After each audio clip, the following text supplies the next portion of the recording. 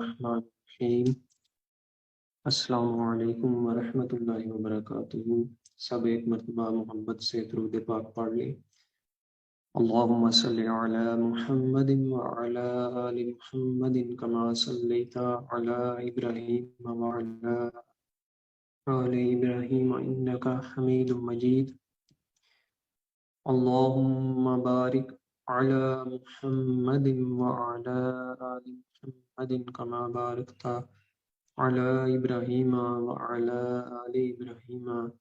انک حمید مجید۔ کل ہم نے سورہ فاتحہ شریف کی تفسیر کا آغاز کیا تھا اور ہم ایاک نعبد و ایاک نستعین یہاں تک پہنچے تھے، اور اس سے قبل ہم نے سورہ فاتحہ شریف کے فضائل پڑھے، اس کے ضمن میں چند احادیث ہم نے پیش کی تھیں۔ ان احادیث کے متعلق چونکہ میں نے عرض کیا تھا کہ آپ کے سوالات بعض اوقات گروپ میں پیش کیے جائیں گے، لیکن اکثر جب گروپ میں کسی سوال کا جواب دیا جاتا ہے تو بہت سے لوگ اس کو پڑھے بغیر صرف ایک پوسٹ سمجھ کے، وہ شاید ان کے پاس گروپ زیادہ ہوتے ہیں تو وہ بے دہانی میں گروپ لیفٹ کر جاتے ہیں، تو اکثر اوقات پھر ان سے رابطہ کیا جاتا ہے اور بعض جو ہیں وہ دوبارہ گروپ میں واپس آ جاتے ہیں۔ اور یہ جو وقت ہم نے رکھا صبح کا، یہ کل باقاعدہ ووٹنگ کی گئی تھی، جتنے بھی حضرات اس وقت موجود تھے تو جو کثرت تھی وہ صبح کے وقت کی طرف تھی، اور اس حوالے سے کل بھی حدیث پاک پیش کی گئی تھی۔ صبح کے وقت ایک آیت بھی جو سیکھ لیتا ہے اس کی فضیلت 100 رکعات پڑھنے والوں کی طرح حدیث پاک میں بیان ہوئی ہے، اور اس کے علاوہ بھی کافی فضائل۔ آقا علیہ الصلوۃ والسلام مبارک نے امت کے لیے یہ دعا فرمائی ہے کہ یا اللہ میری امت کے لیے صبح کے وقت میں برکت عطا فرما۔ جب انسان اپنی صبح کا آغاز ہی اللہ کے ذکر سے، قرآن پاک کی تلاوت سے، اس کو سمجھنے سے، اللہ کی یاد سے کرے گا۔ اکثر ہمارے ہاں یہ رواج ہے کہ فجر کے بعد فجر پڑھی جاتی ہے اور فوراً پھر سے سو جاتے ہیں۔ اس کی وجہ یہ ہے کہ رات کو دیر تک جاگنے کا رواج آ گیا، جبکہ سنت کے مطابق عشاء کے بعد چند ضروری ذکر اذکار کرنے کے بعد فوراً سو جانا یہ سنت ہے، اور پھر سحر کے وقت اٹھنا۔ ابھی تک جتنے بھی پوری دنیا کے اندر بڑے بڑے فلاسفر، سائنسدان، ریسرچر ہوئے ہیں، اگر آپ ان کی لائف ہسٹریز کا مطالعہ کریں، میں نے اس پہ ریسرچ کی ہوئی ہے، تو آپ کو ان میں چاہے کوئی مسلم ہے چاہے کوئی نان مسلم ہے، آپ کو ان میں اکثریت وہ لوگ ملیں گے جو سحری کے وقت اٹھنے کی عادت رکھتے ہیں، کیونکہ سحری کے وقت انسان کا جو دماغ ہے فجر کے وقت، صبح صادق کے وقت، اس کا لیول بہت ہائی ہوتا ہے، وہ پرائم ٹائم ہوتا ہے، کوالٹی ٹائم ہوتا ہے، اور 2 اوقات ذکر فکر کے لیے، اللہ کی یاد کے لیے جو محسوس ہیں قرآن و حدیث میں، اکثر ان کی شان بیان ہوتی ہے۔ ایک یہ صبح کا وقت اور دوسرا عصر کا وقت، اور انہی میں فرشتے تبدیل ہوتے ہیں، ان کی ڈیوٹیاں تبدیل ہوتی ہیں، صبح والے چلے جاتے ہیں پھر دوسرا وفد آ جاتا ہے، اسی طرح عصر والے چلے جاتے ہیں پھر دوسرا وفد آ جاتا ہے۔ تو لہٰذا خوش قسمت ہیں وہ لوگ کہ جنہیں صبح کا اٹھنا نصیب ہو۔ یہاں پہ میں آپ سب کو ایک ہدیہ کے طور پہ، کیونکہ آپ میں سے اکثریت ماشاءاللہ ایجوکیٹڈ یونیورسٹی کالجز سے تعلق رکھنے والے ہیں، نوجوان نسل ہے، تو ہدیہ کے طور پہ اگر بالفرض آپ میں سے کوئی رات کو دیر تک جاگتا ہے مجبوراً، نہ کہ سوشل میڈیا یوز کرتے ہوئے، کسی مجبوری کے تحت اپنی پڑھائی کرتے ہوئے یا ذکر فکر کرتے ہوئے، تو وہ جب رات کو سوئے تو اپنا ایک معمول بنا لے، ایک تو سنت طریقے سے سوئے، باوضو ہو کے سونا، قبلہ رو ہو کے سونا، دائیں کروٹ پہ سونا۔ بائیں کروٹ پہ جو سوتے ہیں حضرات، انہیں اکثر دل کے مسائل شروع ہو جاتے ہیں۔ یہ چند چھوٹی موٹی چیزیں، یہ بھی میں ساتھ ساتھ انشاءاللہ عرض کرتا رہوں گا، کیونکہ میں نے کل بھی عرض کیا تھا کہ میری پوری کوشش ہوگی کہ میں ہر اسپیکٹ سے آپ سب کے ساتھ گفتگو کروں، ہر انداز سے آپ لوگوں کو استفادہ حاصل ہو، کیونکہ ہماری جو شریعت ہے، قرآن پاک، حدیث مبارکہ، ان میں ہر شے کا علم موجود ہے اگر ہم اس کی گہرائی میں نہیں تو اس کے بعد توبہ کر کے سونا اور دوسروں کو معاف کر کے سونا، اپنے دل کو صاف کر کے سونا۔ دل کو سکون تب بھی ملتا ہے جب ہم دوسروں کے لیے اپنا دل صاف کر لیتے ہیں۔ اور جن لوگوں کو نیند نہیں آتی، اکثر لوگوں کو نیند کے مسائل ہیں، تو وہ تسبیح فاطمہ جو 33 مرتبہ سبحان اللہ، 33 مرتبہ الحمدللہ، 34 مرتبہ اللہ اکبر پڑھتے ہیں ہر نماز کے بعد، یہ اپنی انگلیوں کے پوروں پہ پڑھ لیا کریں، اور سورہ فاتحہ شریف، آیت الکرسی 4 کل، یہ پڑھ کے سو جایا کریں۔ اب جو میں ایک بات عرض کرنے لگا تھا کہ آپ جب دیر تک جاگتے ہیں 12 بجے 1 بجے، تو یہ میری ذاتی تجربہ شدہ بات ہے، اور باقی بھی حضرات جو میرے ساتھ منسلک ہیں انہوں نے اس چیز کا تجربہ کیا ہے۔ آپ ایک عرض کر کے سویا کریں اللہ کی بارگاہ میں کہ یا اللہ، میں تیرے رستے میں جاگا ہوا تھا، یا علم حاصل کر رہے تھے، یا ماں والدین کی خدمت میں تھے، کسی بھی طرح ہم لیٹ ہو گئے ہیں، تو یا اللہ مجھے نیند میں برکت عطا فرما، تاکہ میں صبح یا سحری کے وقت تہجد کے لیے اٹھ سکوں، تر و تازہ اٹھ سکوں، تو مجھے نیند میں برکت عطا فرما۔ یہ برکت بڑی کمال چیز ہے، برکت کا جو مفہوم ہے اس کو سمجھنے کی ضرورت ہے۔ ہم کہتے ہیں اللہ تمہارے علم میں برکت عطا فرمائے، اللہ تمہارے مال میں برکت عطا فرمائے، اور برکت ہے کیا؟ برکت یہ ہے کہ اگر آپ رات کو 1 بجے بھی سو جاتے ہیں، میں اس چیز کی تلقین نہیں کر رہا کہ آپ 1 بجے سونا شروع کر دیں، ایسا نہیں ہے، مجبوری کے تحت اگر آپ رات کو 1 بجے بھی سوتے ہیں اور اللہ کے حضور یہ دعا کر کے کہ یا اللہ مجھے نیند میں برکت عطا فرما، تو آپ 2 سے 3 گھنٹے یا 4 گھنٹے بھی سوئیں تو آپ کے لیے وہ نیند ایسے ہی ہوتی ہے جیسے کہ آپ 8 گھنٹے یا 6 گھنٹے کی آپ نے نیند پوری کی ہے۔ یہ بات آپ تجربہ کر کے دیکھ لیجئے گا، اور اس کا تجربہ آپ رمضان شریف میں بھی کرتے ہیں۔ رمضان شریف میں تراویحاں پڑھ کے جب حضرات آتے ہیں تو بمشکل 2 سے 3 گھنٹے ہی سونے کے ملتے ہیں، لیکن کوئی پریشانی نہیں ہوتی، فجر بھی ادا کرتے ہیں، اور اس کے بعد قرآن پاک کی تلاوت، اکثر لوگ پورا پورا گھنٹہ قرآن پاک کی تلاوت کرتے ہیں۔ تو لہٰذا آپ لوگ خوش قسمت ہیں، آپ سب کو اس چیز کی مبارک ہے کہ اللہ تعالیٰ نے آپ کو اس وقت میں قرآن پاک پڑھنا، سیکھنا،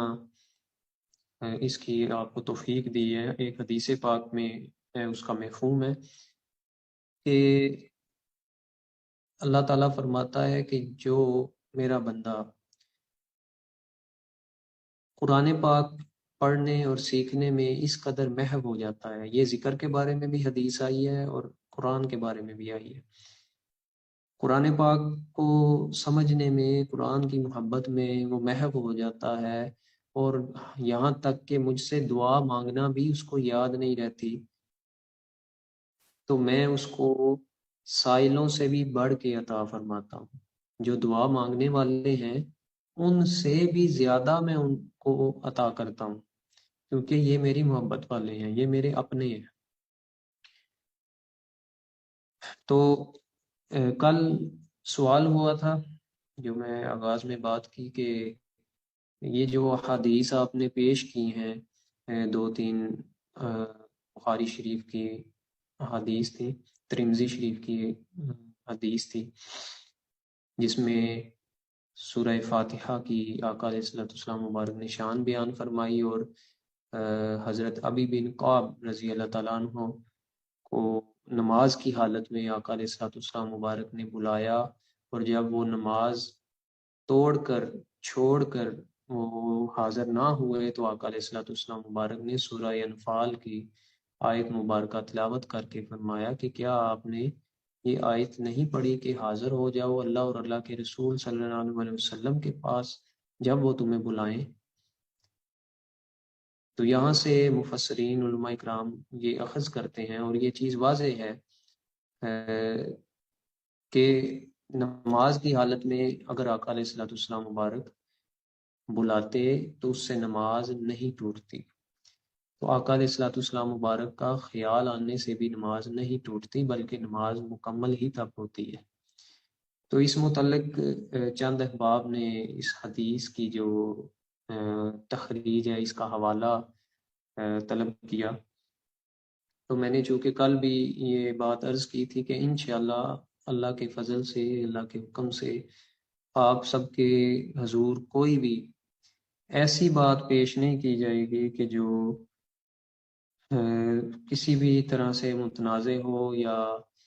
اس میں کوئی کمی ہو، یا وہ بڑی ضعیف ہو. انشاءاللہ جو بھی چیزیں پیش کی جائیں گی وہ بڑی مدلل. اسی وجہ سے میں کل یہ بھی سوال کیا گیا کہ آپ کن تفاسیر کی کتب سے ہمیں تفسیر پیش کریں گے. تو وہ ایک کثیر تعداد میں کتب کا مطالعہ کر کے ان کا جو نچوڑ ہے، جو سب سے اتھینٹک ہو، جو سب سے اللہ اور اللہ کے محبوب صلی اللہ علیہ وسلم کے ادب اور محبت کے قریب ہو،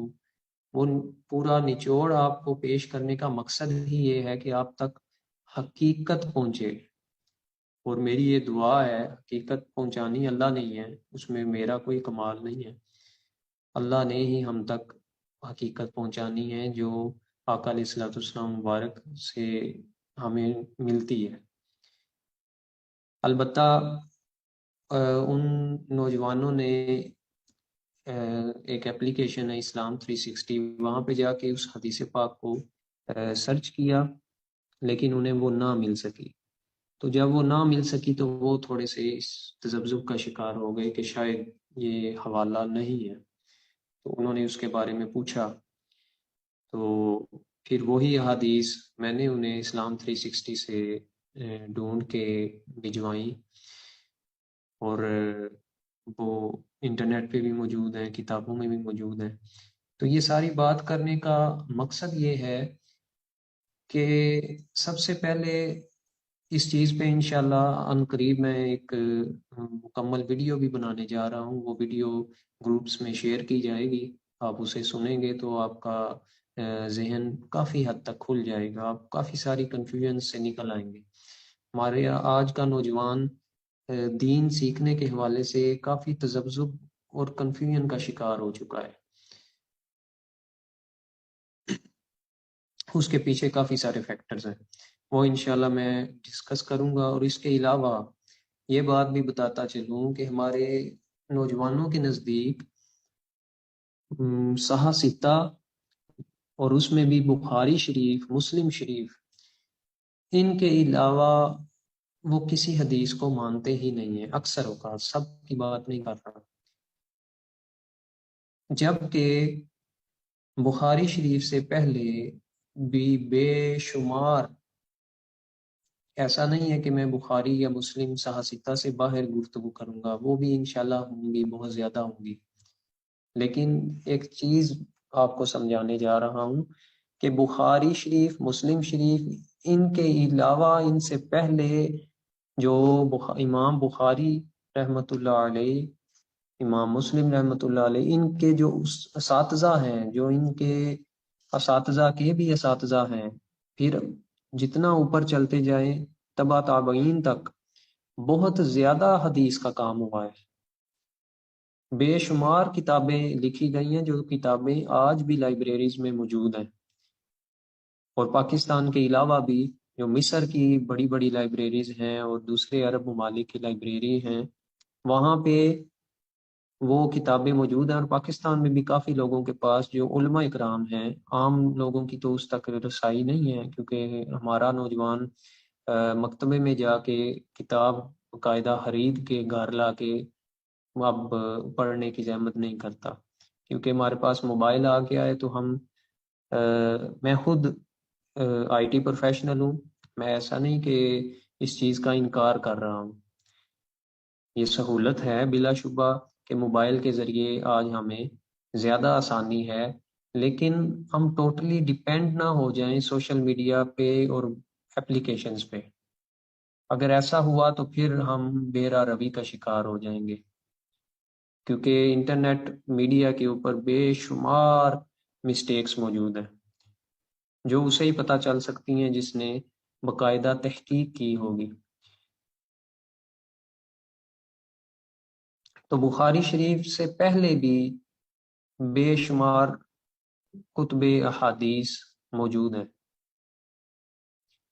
بخاری شریف جو ہے وہ 256 ہجری میں امام بخاری کا انتقال ہوتا ہے، تو وہاں اس سے قبل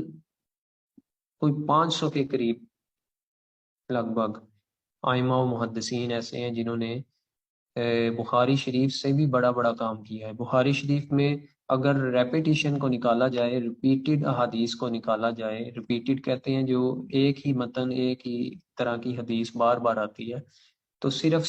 2700 احادیث ہیں بخاری شریف میں، جبکہ اس سے قبل ایسی بھی کتب احادیث ہوئی ہیں جن میں 16,000 احادیث موجود ہیں۔ تو آپ قطعاً یہ نہ سمجھیں کہ بخاری اور مسلم میں سارا دین بیان ہو چکا ہے، ساری احادیث اسی میں موجود ہیں، ایسا نہیں ہے، بلکہ بہت سی ایسی احادیث بخاری شریف میں موجود ہیں جو منسوخ ہو چکی ہیں، جن کا حکم، جو پہلے اس کا حکم تھا، بعد میں اس کا حکم منسوخ ہو چکا ہے۔ وہ بھی انشاءاللہ میں اس پہ ایک مفصل ویڈیو بناؤں گا بی دا چینج کے چینل کے توسل سے، تو ہم پھر یہ چیز کافی بہتر انداز سے سمجھ سکیں گے۔ تو لہٰذا میرے پاس باقاعدہ ہارڈ فارم میں بھی کتابیں موجود ہیں۔ جب میں کوئی حدیث بیان کر رہا ہوں، میرا اپنا یہ مزاج ہے کہ میں بغیر حوالے کے حدیث بیان نہیں کرتا۔ تو حدیث کے اندر اس کو سرچ کرنے میں آپ ضرور سرچ کریں، آپ سب کا حق بنتا ہے کہ جو آپ سن رہے ہیں آپ اس کی تحقیق بھی کریں، یہ اچھی چیز ہے۔ میں یہ نہیں کہوں گا کہ میں جو بول رہا ہوں آپ اس کو منوان 100% ویسے ہی آنکھیں بند کر کے مان لیں۔ ہمیں ہر ایک کی تحقیق کرنی چاہیے، صرف میری نہیں، جدھر سے بھی جو کچھ سنیں آپ اپنے طور پہ بھی اس کی تحقیق کریں، اور کسی اللہ والے سے، کسی صاحب نظر سے، کسی صاحب حال سے بھی اس کے بارے میں رہنمائی لیں، کیونکہ ان کے پاس دوہرا علم ہے، باطن کا علم بھی ہے، اور قرآن کے اندر باطنی علم کے بارے میں، حدیث کے اندر باطنی علم کے بارے میں بھی اتنی ہی تلقین ہے جتنی کہ ظاہری علم کے بارے میں ہے۔ تو جس کے پاس صرف ظاہر کا علم ہے، باطن کا نہیں ہے، وہ بھی حق تک نہیں پہنچ سکتا، اور جس کے پاس باطن کا علم ہے، ظاہر کا نہیں ہے، وہ بھی حق تک نہیں پہنچ سکتا۔ دونوں علوم کا ہونا بہت ضروری ہے، تب آپ حقیقت حال تک پہنچ سکتے ہیں۔ تو آپ یہ ضرور تحقیق کریں، لیکن یہ چیز آپ کو بتا دوں کہ ہمارے ہاں حدیث کے جو نمبرنگ ہے اس کے دو سسٹم پائے جاتے ہیں، ایک انٹرنیشنل نمبرنگ ہوتی ہے اور ایک جنرل نمبرنگ سسٹم ہوتا ہے۔ عام طور پہ جو اپلیکیشنز ہیں انٹرنیٹ میں بھی جو ویب سائٹ پہ موجود ہیں وہ انٹرنیشنل نمبرنگز ہوتی ہیں، اور جو کتابیں پبلش ہوتی ہیں ان میں جنرل نمبر سسٹم بھی ہوتے ہیں، اور اس میں ترتیب احادیث موجود ہوتی ہیں کتابوں میں، لیکن ترتیب میں فرق ہوتا ہے، نمبرنگز میں فرق ہوتا ہے صرف۔ تو میں جو حدیث آپ سب کے سامنے پیش کروں گا وہ انشاءاللہ وہ ساری کی ساری مکتبوں کے اندر، لائبریریز کے اندر وہ کتابیں موجود ہیں آج بھی ہارڈ فارم میں، کہ جن کے حوالے لکھے ہوئے ہیں حدیث کے۔ بعض میں ریفرنس اس طرح لکھا ہوتا ہے کہ بخاری شریف کی حدیث جلد نمبر فلاں اور صفحہ نمبر فلاں اور اس پبلیشر اس مکتبے سے چھپی ہوئی کتاب ہے۔ اب وہاں پہ پھر حدیث نمبر ڈھونڈنے کے لیے باقاعدہ اس حدیث کو نیٹ پہ سرچ کرنا پڑتا ہے، لیکن اس کا یہ مطلب نہیں کہ اگر حدیث کا نمبر نہیں دیا ہوا تو یہ حدیث معاذ اللہ وہ موجود نہیں ہے۔ اور ایک دوسری بہت بڑی غلط فہمی یہ بھی ہوتی ہے کہ جب ہم کوئی نیا کنٹیکسٹ پڑھتے ہیں، نئی حدیث پڑھتے ہیں جو ہم نے آج تک نہیں سنی یا پڑھی، یا وہ ہمیں یوں سمجھ لیں کہ وہ ہمیں ہضم نہیں ہوتی۔ ہضم کا میں لفظ اس لیے حدیث کے مطابق ہی بول رہا ہوں کہ آقا علیہ الصلوۃ والسلام مبارک چند صحابہ جن میں امام حسن و حسین رضی اللہ تعالیٰ عنہ بھی شامل تھے اس وقت نوجوانی کی حالت میں، صدیق اکبر رضی اللہ تعالیٰ عنہ، حضرت بلال رضی اللہ تعالیٰ عنہ یہ شامل تھے، تو آپ اسرار و رموز کی کچھ عارفانہ گفتگو فرما رہے تھے۔ تو کچھ ہی دیر میں حضرت عمر رضی اللہ تعالیٰ عنہ جب آپ نے ابھی نیا اسلام قبول فرمایا تھا تو حضرت عمر رضی اللہ تعالیٰ عنہ تشریف لاتے ہیں، تو آقا علیہ الصلوۃ والسلام مبارک انہیں دیکھ کے اپنی زبان مبارک کی طرف اشارہ فرماتے ہوئے 3 مرتبہ فرماتے ہیں، اے زبان اب بند ہو جا، اے زبان اب بند ہو جا، اے زبان اب بند ہو جا۔ تو صحابہ اکرام رضوان اللہ اجمعین اشارے کو سمجھ جاتے ہیں کہ کلام کو بدلنے کی طرف تلقین کی جا رہی ہے، تو موضوع کو بدل دیا جاتا ہے۔ جب حضرت عمر رضی اللہ تعالیٰ عنہ نشست سے فارغ ہو کے چلے جاتے ہیں تو پھر صحابہ پوچھتے ہیں کہ یا رسول اللہ صلی اللہ علیہ وسلم کیا یہ موضوع، یہ کلام عمر کے لیے نہیں تھا؟ تو فرمایا جاتا ہے کہ اے صحابہ آپ ہی بتاؤ، اگر ایک شیر خوار بچے کو، نومولود بچے کو مرغن غذا گوشت کھلا دیا جائے تو کیا وہ ہضم کر لے گا؟ بلکہ وہ مزید بیمار ہو جائے گا، اس کو طاقت ملنے کی بجائے، حالانکہ گوشت مرغن غذا طاقت دیتی ہے لیکن وہ بچے کا ہاضمہ کم ہے۔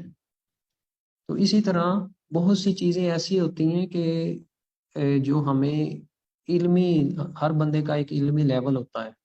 جب اس کو اس لیول سے بڑی بات ملتی ہے تو وہ اس کے لیے ایکسیپٹ کرنا، قبول کرنا تھوڑا مشکل ہوتا ہے۔ تو پھر ہم کیا کہہ دیتے ہیں کہ معاذ اللہ میں نے تو یہ حدیث کہیں نہیں پڑھی، آپ کدھر سے لے آئے ہیں؟ یہ ہمارے ہاں بہت عام ہو چکا ہے یہ مقولہ، میں نے تو یہ چیز کہیں نہیں پڑھی۔ اب اگر آپ نے نہیں پڑھی تو احادیث تو بے شمار ہیں، لاکھ سے زیادہ احادیث ہے، تو کیا آپ نے یہ قول وہ بندہ بولنے کا اہل ہے جو شیخ الحدیث ہو، جو حافظ حدیث ہو، جو علم حدیث کا ماہر ہو، جس نے بے شمار حدیث کی کتابیں پڑھی ہوں، اور وہ کہے نا کہ میں نے یہ حدیث کہیں نہیں پڑھی، تو اس کے لیے یہ کہنا جائز ہے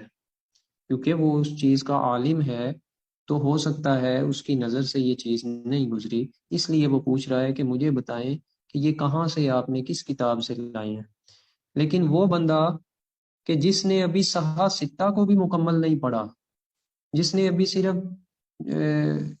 4 دن ہوئے ہیں، اس نے بخاری شریف کی چند حدیثیں پڑھی ہیں صرف یا سنی ہیں، وہ کہے اٹھ کے کہ میں نے یہ حدیث کہیں نہیں پڑھی، آپ کہاں سے لے آئے ہیں، تو یہ اس کے لیے جائز نہیں۔ اس کو چاہیے کہ پہلے پڑھے، پہلے مکمل تحقیق کرے، اور اگر کوئی اسے بتا رہا ہے تو اس پہ طنز تنقید نہ کرے یا اس کو فوراً ریجیکٹ نہ کر دے، بلکہ اس سے ایک اچھے انداز سے، بڑے ادب سے اسے عرض کرے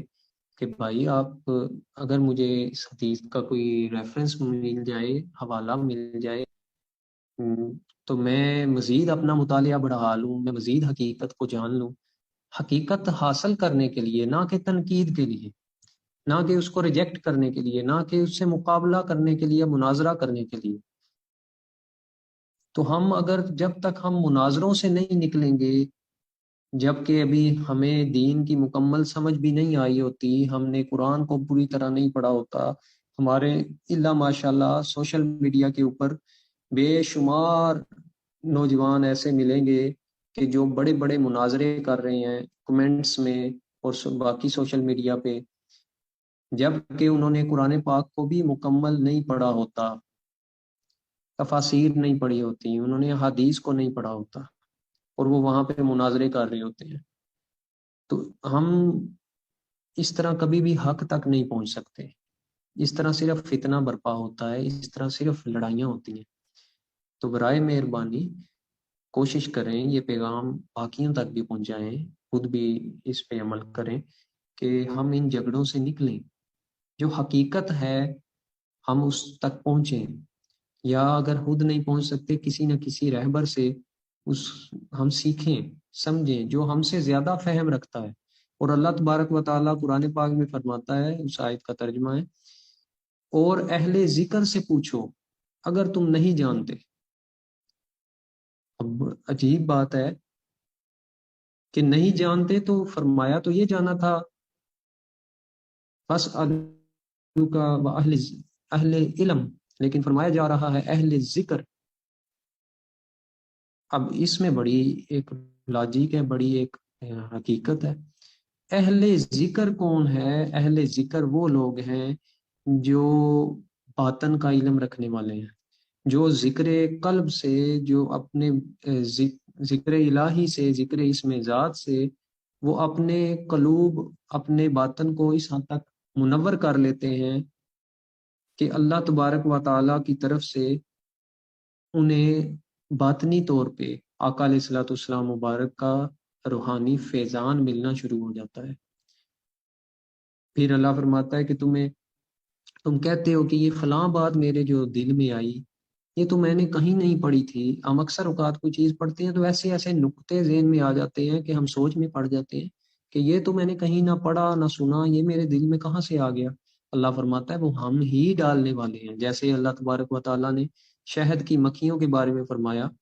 کہ ہم نے شہد کی مکھیوں کو القاء کیا، لفظ وہاں پہ یو ہائے استعمال ہوتے ہیں، وحی، لیکن وحی شہد کی مکھیوں کے لیے نہیں ہے۔ اس میں علماء کرام نے ترجمہ القاء کا کیا کہ ان کو القاء کیا گیا کہ آپ پہاڑوں کی طرف چلے جائیں۔ تو اللہ تعالیٰ جس کے چاہے دل میں ڈال دے کوئی بات، وہ مالک ہے، وہ رب کائنات ہے، وہ قادر مطلق ہے۔ تو وہ ڈالتا کن دلوں میں ہے، اس کی معرفت کن کے دلوں میں سماتی ہے، اس کے علوم کن کے دلوں میں سماتے ہیں کہ جن کے دل مصفہ ہو جائیں، جن کے دل صاف ہو جاتے ہیں۔ اور دل صاف ہوتا ہے، حدیث پاک میں ہے کہ ہر چیز کی صفائی کا ایک آلہ ہے، اور دل کی صفائی کا آلہ ہے ذکر اللہ۔ تو جب وہ ذکر کرتے ہیں ان کے دل شفاف ہو جاتے ہیں، اور اس شفافیت کی وجہ سے پھر ان کے اندر انوار و تجلیات سمانا شروع ہو جاتے ہیں، جس کی وجہ سے جب وہ قرآن کھولتے ہیں تو قرآن کے اسرار و رموز، اس کے باطنی مفہوم، اس کے حقائق، اس میں چھپے ہوئے خزانے، وہ ان پہ وارد ہونا شروع ہو جاتے ہیں، انہیں سمجھ آنا شروع ہو جاتے ہیں حقیقی طور پہ۔ تو یہ انشاءاللہ مختصر سی آپ کے ساتھ ڈسکشن اس لیے کی اس پیغام کو آپ عام کریں، کیونکہ آپ اللہ کے وہ بندے ہیں چنے ہوئے جنہیں اللہ تعالیٰ نے اس وقت صبح کے وقت قرآن پاک پڑھنے سمجھنے کے لیے یہاں تک پہنچایا ہے۔ تو آپ بڑے اچھے لوگ ہیں، بڑے پاکیزہ لوگ ہیں، کہ ہر ایک کو یہ توفیق نصیب نہیں ہوتی۔ اپنے اصل ٹاپک کی طرف آتے ہیں، اور یہ بھی اصل ٹاپک ہی تھا، یہ بہت ضروری چیز ہے۔ اگر یہ سمجھ نہ آئے تو پھر ہم دوسری لائن پہ چڑھ جاتے ہیں جہاں سے پھر بعض اوقات واپسی کا راستہ نہیں رہتا۔ تو ہم پڑھ رہے تھے ایاک نعبد و ایاک نستعین، ہم تیری ہی عبادت کرتے ہیں اور تجھ ہی سے مدد مانگتے ہیں۔ اب یہاں پہ میں نے کل اسی آیت کے حوالے سے تھوڑا سا میں نے شرک کو بیان کیا کہ شرک حقیقی طور پہ کیا ہے، اور اس آیت کا حقیقی مفہوم کیا ہے، اور مدد کیا چیز ہے، اور اگر ہم کسی سے مدد مانگیں، عام کسی بندے سے مدد مانگیں، تو کیا وہ شرک ہو جاتا ہے؟ اس کے بارے میں نے کل کلیئرلی واضح کیا تھا، اور مجھے اس کے بعد کافی سارے فیڈ بیکس بھی آئے ہیں کہ الحمدللہ آج ہمیں زندگی میں پہلی مرتبہ شرک کی جو حقیقی ڈیفینیشن ہے اور شرک کے بارے میں جو وضاحت ہے وہ آج مل گئی ہے، ورنہ ہم بہت زیادہ کنفیوز تھے، کیونکہ ہر جگہ پہ شرک شرک شرک کے فتاوی جات موجود ہوتے ہیں، اور ہم کنفیوز ہو جاتے ہیں کہ کہیں ہمیں ڈر لگنے لگ جاتا ہے کہ کہیں ہم مشرک تو نہیں ہوں گے۔ تو جو حدیث پاک بھی کل میں نے سنائی تھی کہ آقا علیہ الصلوۃ والسلام مبارک نے قسم کھا کے فرمایا ہے کہ اللہ کی عزت و جلال کی قسم، مجھے تم سے اس بات کا اندیشہ نہیں ہے کہ تم شرک کرنے لگو گے۔ یہ ثانی کل یہ حوالہ جات کے اندر یہ حدیث پیش کی گئی ہے یا نہیں، تو اگر نہیں کی گئی تو ٹیم سے میں گزارش کروں گا کہ آج اس حدیث پاک کو لازمی کوٹ کریں، یہ بھی صحاح کے اندر موجود ہے۔ فرمایا کہ مجھے اس چیز کا اندیشہ نہیں ہے کہ تم میرے بعد شرک کرنے لگو گے، اندیشہ بھی نہیں ہے، ہوتا ہے کہ اندیشہ بھی ہو، فرمایا اندیشہ ہی نہیں ہے کہ تم شرک کرو گے، بلکہ اس بات کا اندیشہ ہے کہ تم دنیا کی محبت میں گرفتار ہو جاؤ گے۔ تو جس کا اندیشہ فرمایا وہ آج ہو رہا ہے، تو جس کا فرمایا اندیشہ بھی نہیں ہے، تو پھر بھی ہم یہ گمان کریں کہ میرا یہ بھائی مسلمان بھائی یہ شرک کرتا ہوگا یا کر رہا ہے، تو پھر ہمیں توبہ کرنے کی ضرورت ہے، ہمیں رجوع کرنے کی ضرورت ہے کہ ہم آقا علیہ الصلوۃ والسلام مبارک کے کلام پہ شک کر رہے ہیں، نہ چاہتے ہوئے بھی، نہ سمجھی میں۔ اب یہاں پہ ایک سوال یہ بھی اٹھ سکتا ہے کسی کے ذہن میں کہ پھر یہ جو لوگ معاذ اللہ قبروں کو سجدہ کرتے ہیں، یا کوئی پیروں کو سجدہ کرتا ہے، یا کوئی اس طرح کی چیزیں ہیں، یہ کیا ہے؟ تو پھر اس کا جواب یہ ہے، ہم اس کی شدید مذمت کرتے ہیں سب سے پہلے تو، اور دوسری بات اس کے پیچھے ایک لاجک ہے جو ہم نے خود دیکھی ہے، شاید سارے اس طرح کے کرتے ہیں یا نہیں، لیکن ہم نے یہ چیزیں پری پلانڈ ہوتے دیکھی ہیں کہ باقاعدہ ایک بندے نے دوسرے کو کہا کہ میں یہ ایک عمل کرنے لگا ہوں، آپ نے اس کو کیمرے میں کیپچر کرنا۔ یہ چیزیں ہو رہی ہیں ہمارے معاشرے کے اندر، جس طرح پولیٹیکل پارٹیز دوسری پارٹیز کو بدنام کرنے کے لیے کئی طرح کی ویڈیوز جنریٹ کرتے ہیں، ایڈیٹنگ آج کل تو ہر چیز ایڈٹ ہو جاتی ہے۔ تو میں یہ نہیں کہہ رہا کہ ہر طرف ہی ایڈیٹنگ ہوتی ہے، ہو سکتا ہے کہیں پہ یہ جہالت ہوتی ہو، لیکن میں بڑی ذمہ داری کے ساتھ یہ بھی آپ کو بتا دوں کہ میں اس کو جہالت تو کہہ سکتا ہوں لیکن شرک نہیں کہہ سکتا۔ بڑا باریک نقطہ ہے، اگر آپ کو سمجھ آ جائے۔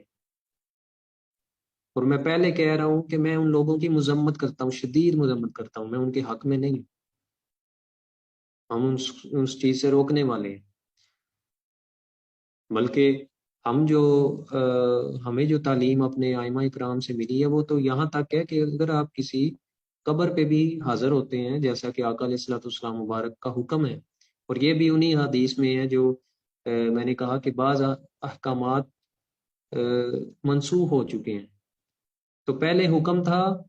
قبروں پہ نہ جایا کرو، اب جس بندے نے تو یہ حدیث پڑھ لی کہ قبروں پہ نہ جایا کرو، کہ آقا علیہ الصلوۃ والسلام نے روکا ہے،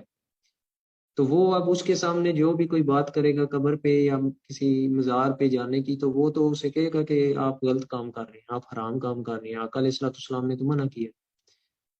اب قصور اس کا بھی نہیں ہے کیونکہ اس نے پوری تحقیق نہیں کی، اسے یہ نہیں پتا کہ بعد میں آقا علیہ الصلوۃ والسلام مبارک کی ہی حدیث موجود ہے کہ میرے کریم آقا علیہ الصلوۃ والسلام نے فرمایا کہ صحاح کے اندر بارہا روایتیں موجود ہیں کہ پہلے میں تمہیں قبروں پہ جانے سے روکا کرتا تھا، اب تمہیں اس کی اجازت دیتا ہوں، قبروں پہ جایا کرو تاکہ تم عبرت حاصل کرو، اور پہلے میں تمہیں منع کرتا تھا 3 دن سے زیادہ قربانی کا گوشت گھر میں نہ رکھا کرو، تقسیم کر دو، اب میں تمہیں اس کی اجازت دیتا ہوں۔ تو اس طرح اسلام کے اندر بہت سے ایسے احکامات ہیں، جیسے شروع اسلام کے اندر ایک دم سے شراب حرام نہیں ہو گئی، سٹیپ بائی سٹیپ ہوئی تھی۔ بہت سے ایسے کام ہیں جو کسی نہ کسی مصلحت کی بنا پہ ہوئے ہیں، جو وقتی طور پہ ہوئے ہیں اور بعد میں ان کو منسوخ کر دیا گیا ہے۔ اسی لیے کہتے ہیں کہ اگر کسی نے یہ دیکھنا ہے کہ حقیقی معنوں میں 100% جو حق ہے، جو اسلام ہے، وہ کون سا ہے، تو وہ آقا علیہ الصلوۃ والسلام مبارک کے آخری 2 سے 3 سال اسٹڈی کر لے، کیونکہ آخر کے اندر جو بھی عمل کیے آقا علیہ الصلوۃ والسلام مبارک نے، وہ ان میں سے کوئی بھی منسوخ عمل نہیں تھا، اور پھر وہ نہیں کر سکتا تو پھر جید صحابہ کرام رضوان اللہ اجمعین، جو قریبی خلفائے راشدین ہیں اور جو قرآن کا زیادہ فہم رکھنے والے ہیں، حدیث کا زیادہ فہم رکھنے والے ہیں، ان کی زندگیوں کو سٹڈی کر لیں، آپ کو حقیقی اسلام مل جائے گا۔ کیوں؟ کیونکہ بہت سے صحابہ ایسے بھی تھے، 1,14,000 کم و بیش، بعض 24,000 کہتے ہیں صحابہ تھے، تو وہ سارے کے سارے مکہ شریف یا مدینہ شریف میں رہنے والے نہیں تھے، وہ پوری دنیا سے آتے تھے، کوئی شام سے ہے، کوئی فارس سے ہے، کوئی عراق سے ہے، کوئی چین سے ہے، ایک صحابی کی قبر مبارک چین میں بھی موجود ہے۔ تو جو جو آتا تھا مختلف علاقوں سے، مختلف قبائل سے، مختلف شہروں سے، وہ آقا علیہ الصلوۃ والسلام مبارک سے تعلیم لے کے واپس چلا جاتا تھا۔ جیسے ایک صحابی کے بارے میں روایت ہے کہ وہ ساری زندگی وہ اپنی قمیض کا، اپنے کرتے کا اوپر والا بٹن کھول کے رکھتے تھے۔ تو کسی نے پوچھا کہ آپ ایسا کیوں کرتے ہیں، اوپر والا بٹن آپ کھول کر کیوں رکھتے ہیں؟ تو انہوں نے فرمایا کہ میں نے اپنے کریم آقا علیہ الصلوۃ والسلام مبارک کو اسی حالت میں دیکھا ہے، لہٰذا میں اسی پہ عمل کروں گا۔ یہ تھوڑا سا ہم اپنے ذہن کو اگر کھولیں تو ہمیں دین کی بڑی اچھی طرح سمجھ آ سکتی ہے، کنفیوژن ختم ہو جائے گی انشاءاللہ۔ کہ اس صحابی نے اس عمل کو دیکھا، انہوں نے اس کو اپنا لیا، ان کے لیے وہی سنت ہے اور وہ اپنی جگہ پہ سچے ہیں، جبکہ ممکن ہے اس وقت آقا علیہ الصلوۃ والسلام مبارک کے کرتا مبارک کا جو بٹن ہے وہ آپ مبارک نے کسی مصلحت کی بنا پہ کھولا ہو، گرمی کی شدت کی وجہ سے کھولا ہو، تھوڑی دیر کے لیے کھولا ہو، تو وہ بھی اپنی جگہ پہ درست ہے، اور جو دوسرا ہے وہ بھی اپنی جگہ پہ درست ہے۔ اسی لیے میرے آقا علیہ الصلوۃ والسلام نے فرمایا میرے صحابہ ستاروں کی مانند ہیں، تم ان میں سے جس کی بھی پیروی کرو گے ہدایت پہ رہو گے۔ لیکن آج اسی بنیاد پہ جو ہے وہ فرقے بن گئے ہیں، ایک دوسرے پہ لان تان ہو رہی ہے۔ اللہ تعالیٰ ہمیں اس چیز سے بچائے۔ فرقہ اصل میں مراد ہے آقا علیہ الصلوۃ والسلام مبارک سے فرق ڈالنے کا نام ہے فرقہ۔ جو آقا علیہ الصلوۃ والسلام مبارک سے دوری اختیار کرے، فرق ڈالے آپ مبارک کی شان میں، تو سمجھ لو اس نے اپنا فرقہ بنا لیا ہے۔ تو فرقہ یہ نہیں ہے کہ کوئی جو ہے وہ ہاتھ تھوڑا نیچے باندھ کے نماز پڑھ رہا ہے، کوئی تھوڑا اوپر باندھ کے نماز پڑھ رہا ہے۔ مختلف روایتیں ہیں۔ ابھی جو آج کی آگے آیت آتی ہے اہدنا الصراط المستقیم، اب اسی چیز سے آپ سمجھ جائیں گے کہ صراط مستقیم جو لفظ ہے اس کی تفسیر میں بھی اب آ رہا ہے، تفسیر بغوی کے اندر یہ چیز درج ہے۔ صراط مستقیم کے مختلف صحابہ کے مختلف اقوال ہیں۔ حضرت ابن عباس رضی اللہ تعالیٰ عنہ، حضرت جابر رضی اللہ تعالیٰ عنہ، آپ فرماتے ہیں کہ صراط مستقیم اسلام ہے۔ مقاتل جو ہیں ان کا بھی یہی قول ہے، حضرت عبداللہ بن مسعود رضی اللہ تعالیٰ عنہ فرماتے ہیں اس سے مراد قرآن ہے۔ حضرت سیدنا علی المرتضی رضی اللہ تعالیٰ عنہ فرماتے ہیں کہ صراط مستقیم سے مراد کتاب اللہ ہے، یعنی قرآن ہے۔ حضرت سعید بن جبیر رضی اللہ تعالیٰ عنہ فرماتے ہیں صراط مستقیم جنت کا راستہ ہے۔ حضرت سہل بن عبداللہ رضی اللہ تعالیٰ عنہ فرماتے ہیں اہل سنت والجماع کا راستہ صراط مستقیم ہے۔ بکر بن عبداللہ مزنی رضی اللہ تعالیٰ عنہ، اب یہ بھی صحابی ہیں، ممکن ہے آپ میں سے بے شمار ایسے ہیں جنہوں نے ان کا نام ہی پہلی دفعہ سنا ہو۔ رسول اللہ صلی اللہ علیہ وسلم کے راستے کو صراط مستقیم قرار دیتے ہیں۔ ابو العالیہ اور حضرت حسن رضی اللہ تعالیٰ عنہ فرماتے ہیں کہ رسول اللہ صلی اللہ علیہ وسلم، آپ کی آل اور صاحبین یعنی ابو بکر و عمر رضی اللہ تعالیٰ عنہ صراط مستقیم۔ اب یہ سارے صحابہ ہمارے سر کے تاج ہیں، یہ سارے بڑی شانوں والے ہیں، ہم ان سب کی تعظیم کرتے ہیں، ہم ان سب سے محبت رکھتے ہیں، لیکن سب کے اقوال صراط مستقیم کے بارے میں مختلف ہیں۔ چند کا ایک قول ہے، چند کا دوسرا قول ہے، چند کا تیسرا قول ہے۔ تو کیا اب اس بنیاد پہ ہم لڑائی شروع کر دیں کہ اگر ایک بندہ کہتا ہے کہ صراط مستقیم قرآن کو کہا گیا ہے، دوسرا کہتا ہے نہیں صراط مستقیم آقا علیہ الصلوۃ والسلام مبارک کی ذات پاک کو کہا گیا ہے، آپ کے دامن سے لپٹ جانے کو کہا گیا ہے، یا آل رسول کو کہا گیا ہے، یا صاحبین کو کہا گیا ہے، تیسرا کہتا ہے اسلام کو کہا گیا ہے، تو یہ کیا آپس میں مباحثہ شروع کرتے ہیں؟ صحابہ نے آپس میں مباحثہ نہیں کیا، لڑائی جھگڑا نہیں کیا، وہ ایک دوسرے کی اختلاف رائے، یہ ہے وہ اختلاف رائے جس کے بارے میں آقا علیہ الصلوۃ والسلام مبارک نے فرمایا کہ میری امت کے علماء جو ہیں ان کا اختلاف جو ہے وہ رحمت ہے، لیکن وہ رحمت تب تک ہے جب تک وہ زحمت نہ بنے، جب تک وہ فتنہ نہ بنے، جب تک وہ لڑائی نہ بنے، جب تک ایک دوسرے کی اختلاف رائے کا احترام کیا جائے تب تک وہ رحمت ہے۔ تو یہ ایسے ہی ہے جیسے ایک درخت ہے، اس کی مختلف شاخیں ہیں، یا ایک دریا ہے، اس سے مختلف نہریں بہ رہی ہیں، جیسے پنجاب ہے، جیسے پانچ آب کہتے ہیں، 5 دریاؤں والی سرزمین۔ اب وہ ہر ایک کا نام مختلف ہے، ہر ایک کا ہو سکتا ہے اس میں رنگ اور مزاج یا اس کی بو مختلف ہو۔ اگر صحابہ کرام رضوان اللہ اجمعین آقا علیہ الصلوۃ والسلام مبارک انہیں کوئی تعلیم فرماتے تو ہر صحابی کا جو لیول تھا، علمی لیول، وہ مختلف ہوتا تھا۔ اب ایک حدیث پاک میں ہے، وہ اسی کی سورہ فاتحہ کی ہی تفسیر میں آتا ہے کہ آقا علیہ الصلوۃ والسلام مبارک فرما رہے ہیں کہ اللہ تبارک و تعالیٰ نے ایک بندے کو اس چیز کی اجازت دی کہ چاہے وہ دنیا کو منتخب کر لے یا آخرت کو کر لے، تو اس بندے نے آخرت کو منتخب کیا۔ اتنا سننا تھا، بڑی محفل میں سارے صحابہ بیٹھے تھے، لیکن صدیق اکبر رضی اللہ تعالیٰ عنہ زاروں قطار رونے لگے۔ بڑی تعجب کی بات ہے۔ تو حضرت ابو سعید خدری رضی اللہ تعالیٰ عنہ اس چیز کو روایت کرتے ہیں، اور یہ بخاری شریف کی حدیث پاک ہے۔ تو آپ فرماتے ہیں کہ میں نے دل میں سوچا کہ اگر اللہ نے ایک بندے کو دنیا اور جو اس کے پاس ہے اس کے درمیان اختیار دے دیا ہے،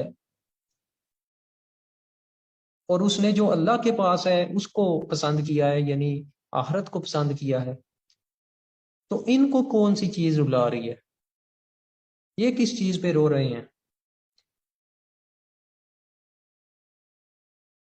تو آپ صلی اللہ علیہ وسلم کے آپ فرماتے ہیں کہ پھر ہمیں یہ سمجھ آئی کہ آپ کے ارشاد سے یہ مراد آپ صلی اللہ علیہ وسلم ہی کی ذات تھی اور حضرت ابو بکر صدیق ہم سب سے زیادہ عالم تھے. یہ صحابہ کا متفقہ یہ صحابہ کی رائے تھی کہ ہم میں سب سے زیادہ عالم اور متقی صدیق اکبر رضی اللہ تعالیٰ عنہ ہیں.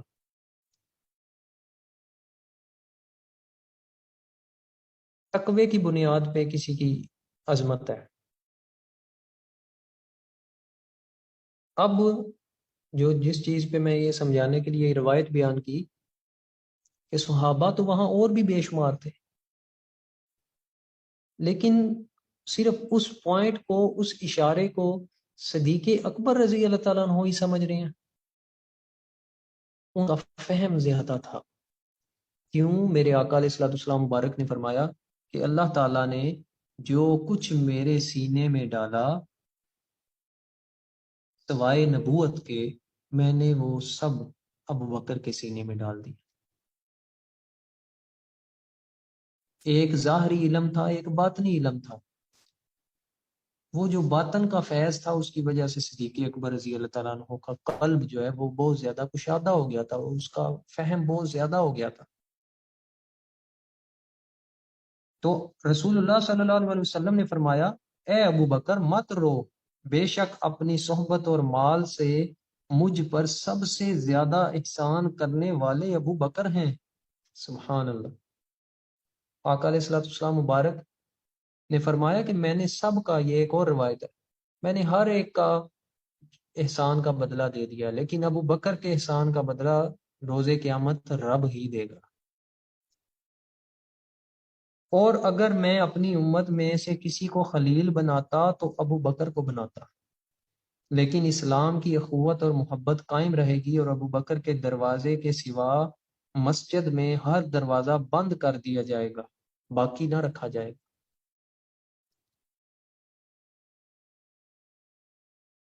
اور پھر صدیق اکبر رضی اللہ تعالیٰ عنہ نے آقا علیہ الصلوۃ والسلام مبارک کی موجودگی میں ہی نماز کی امامت بھی کروائی ہے. تو مقصد یہ ہے کہ سمجھ کا فرق ہے. کسی نے اس چیز کو ایک انداز سے سمجھا تو دوسرے نے دوسرے انداز سے سمجھا، لیکن سمجھا سب نہیں ٹھیک ہے. آپ ایک کا اگر موقف لیتے ہیں تو دوسرے کے موقف کا بھی احترام کریں، جب تک کہ وہ خرابی کی طرف نہ جائے، بے ادبی کی طرف نہ جائے، فرقے بازی میں نہ پڑے، لڑائی جھگڑے میں نہ پڑے. تو اسی لیے یہ بے شمار تفاسیر بنی کہ ہر صاحب تفسیر نے مختلف انداز سے آیات کو سمجھا، تو انہوں نے مختلف انداز سے اس کی تفسیر بیان کی. تو مختصر سا یہاں پہ میں پیش کر دوں، اور ان کے میں سارے حوالہ جات انشاءاللہ یہ بھی پیش کر دوں گا کہ استعانت جو ہے مدد طلب کرنا، ایاک نستعین، کسی سے بھی مدد طلب کرنا جب کہ حقیقی مدد وہ اللہ ہی کی سمجھتا ہو.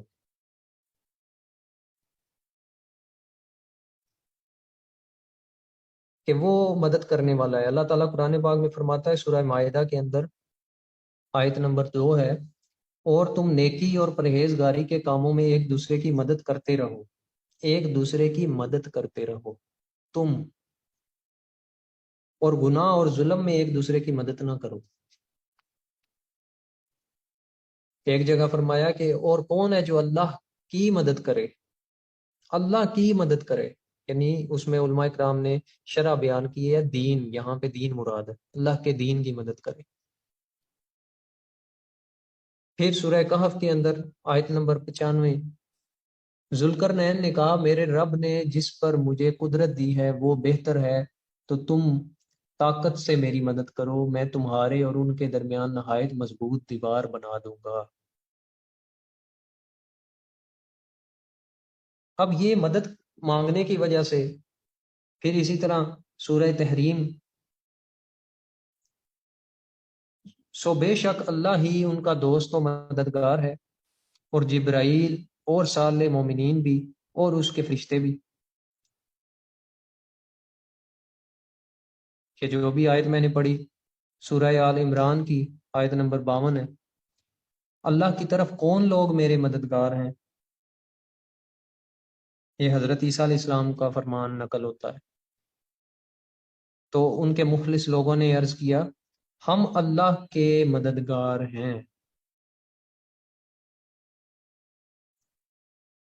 تو کسی سے بھی مدد طلب کرنا، کسی کے سامنے اپنی حاجت پیش کرنا، یہ قطعاً شرک نہیں ہے، جب تک کہ آپ اس کی مدد کو ذاتی مدد نہ سمجھتے ہوں، معاذ اللہ، اور وہ کوئی بھی نہیں سمجھتا۔ سب کو پتہ ہے حقیقی مدد اللہ ہی کی ہے، وہی سب کی مدد کرنے والا ہے۔ پھر اسی طرح اولیاء اللہ کے پاس جانا، ان سے دعا کروانا یا ان کے وسیلے سے دعا کرنا، آگے وسیلے کا پورا ایک باب ہے، اور وسیلے کے اوپر بے شمار روایات موجود ہیں، اور خود آقا علیہ الصلوۃ والسلام مبارک نے صحابہ کو یہ طریقہ سکھایا ہے، جو ایک نبینہ صحابی کی روایت ہے، بہت مشہور ہے، جس میں آقا علیہ الصلوۃ والسلام مبارک کے پاس ایک نبینہ صحابی عرض گزار ہوتے ہیں کہ انہیں بینائی مل جائے، تو آپ صلی اللہ علیہ وسلم انہیں فرماتے ہیں کہ آپ پہلے وضو کرو۔ یہ سنن ابن ماجہ میں بھی ہے، جامع ترمذی میں بھی ہے، مسند احمد میں بھی ہے، مستدرک میں بھی ہے، اور تاریخ دمشق میں بھی ہے، اور بھی اس کی کافی ساری، اگر میں روایتیں اس کی بولنا شروع کروں تو ایک طویل لسٹ ہے اس حدیث کی۔ حضرت عثمان بن حنیف رضی اللہ تعالیٰ عنہ اس کو بیان کرتے ہیں۔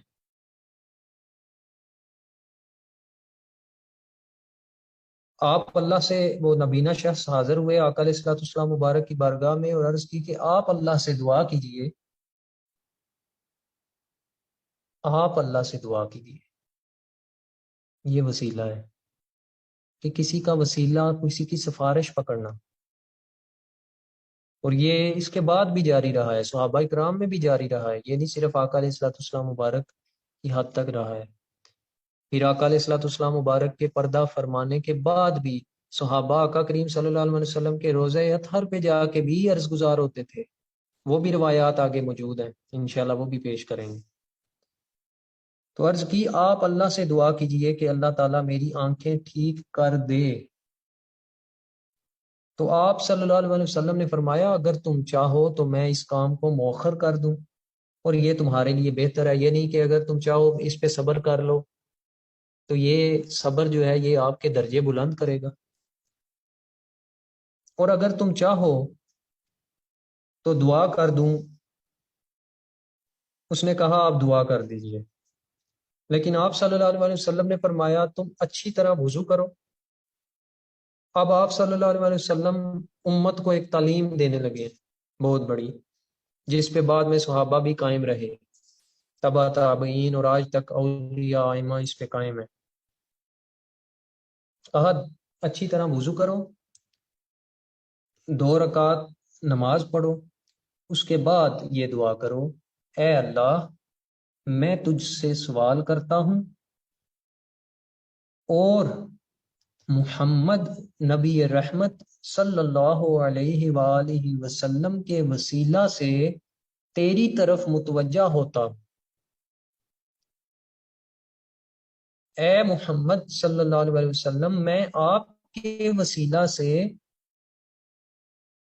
آج کوئی کہہ دے اے محمد یا محمد، اس کو بھی ہم معاذ اللہ کہتے ہیں یہ اس نے شرک کر دیا، جبکہ ہم ہر نماز میں پڑھتے ہیں 2 دفعہ یا پڑھتے ہیں، حرف ندا 2 دفعہ آتا ہے، السلام علیکہ ایھا النبی، پھر قرآن میں بارہا جگہ یا نبی پڑھتے ہیں، لیکن پتہ نہیں کس طرف لوگ نکل گئے ہیں اور اپنے ہی مسلمان بھائی کو مشرک کہہ رہے ہیں، کہ جو نام بھی اپنے نبی کا لے رہا ہے صلی اللہ علیہ وسلم، جبکہ صحابہ کرام رضوان اللہ اجمعین کا یہ طریقہ ہوتا تھا۔ میں سمجھتا ہوں کہ اگر کوئی حضرت عمر رضی اللہ تعالیٰ عنہ جیسا کوئی صحابی آج کے دور میں ہمیں دیکھ لیتا تو یقین مانے وہ ہماری گردنیں اڑا دیتے، ہمارے ایمان کا لیول دیکھ کے ہمارے اندر وہ ایمان جو صحابہ کے عقائد تھے، جو آقا علیہ الصلوۃ والسلام مبارک کے بارے میں ان کی غیرت ایمانی تھی اور ادب تھا، وہ ہم اس کے قریب بھی نہیں ہیں۔ اے محمد صلی اللہ علیہ وسلم، میں آپ کے وسیلہ سے اس حاجت میں اپنے رب کی طرف متوجہ ہوا ہوں تاکہ میری یہ حاجت پوری ہو۔ اے اللہ، نبی صلی اللہ علیہ وسلم کو میرے لیے شفاعت کرنے والا بنا دے۔ یہ طریقہ کار وسیلے کا سکھایا گیا۔ پھر میں ایک آخری حدیث سنا کے میں ادھر اختتام کرتا ہوں، وقت چونکہ اس کی پابندی بھی ضروری ہے۔ اس حدیث کے بھی کافی زیادہ راوی ہیں، کافی اس کے ریفرنسز ہیں۔ حضرت عمر رضی اللہ تعالیٰ عنہ کے زمانہ میں ایک سال قحط پڑ گیا تو حضرت بلال بن حارث مزنی رضی اللہ تعالیٰ عنہ رسول اللہ صلی اللہ علیہ وسلم کے روضہ پر حاضر ہوئے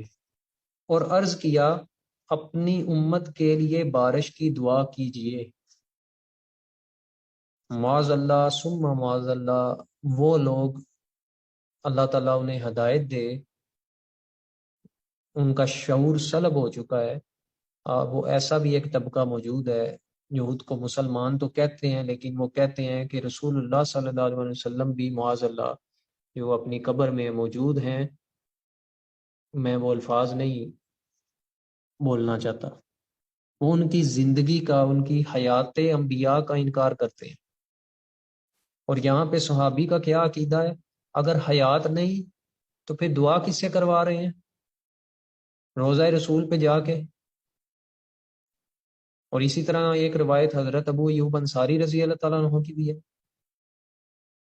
عرض کیا، اپنی امت کے لیے بارش کی دعا کیجیے۔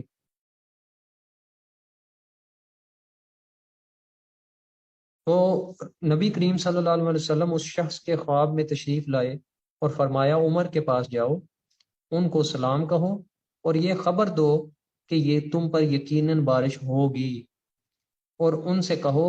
تم پر سوجھ بوجھ لازم ہے، تم پر سوجھ بوجھ لازم ہے، 2 مرتبہ۔ پھر وہ حضرت عمر رضی اللہ تعالیٰ عنہ کے پاس گئے اور ان کو یہ خبر دی۔ حضرت عمر رضی اللہ تعالیٰ عنہ رونے لگے اور کہا، اے اللہ، میں صرف اسی چیز کو ترک کرتا ہوں جس میں عاجز ہوں۔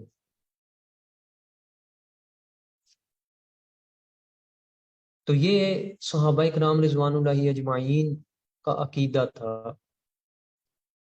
جب ہم صحابہ کے طریقے کو اپنا لیں گے تو ہمیں دین حق مل جائے گا، اور دین کی حقیقی انشاءاللہ اللہ کے حکم سے سمجھ بھی آ جائے گی۔ اللہ تعالیٰ ہمیں دین کا حقیقی فہم عطا فرمائے اور صحابہ اکرام کے طریقے پہ عمل کرنے کی ہمیں توفیق عطا فرمائے۔ وما علینا الا البلاغ المبین۔ السلام علیکم ورحمۃ اللہ۔